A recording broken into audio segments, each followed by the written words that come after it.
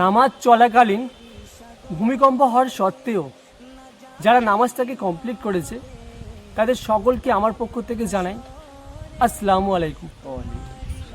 আজ এই পবিত্র দিনে ভূমিকম্প হলো আল্লাহর তরফ থেকে। এটা কেন হলো?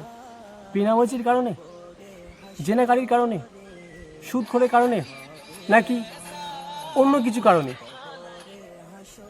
বেনামাজিরা নামাজ পড়ছে না, সুদখোররা সুদ ছাড়ছে না, আর জেনাখোররা জেনা করেই যাচ্ছে।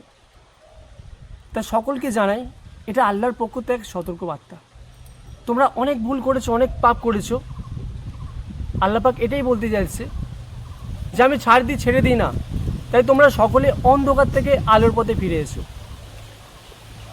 আর তুমি মুসলিম হলে এই ভিডিওটা অবশ্যই শেয়ার করে আরেকজন মুসলিম ভাইয়ের কাছে পৌঁছে দাও, সে যেন এই সতর্কবার্তাটা মেনে দিনের পথে আসতে পারে।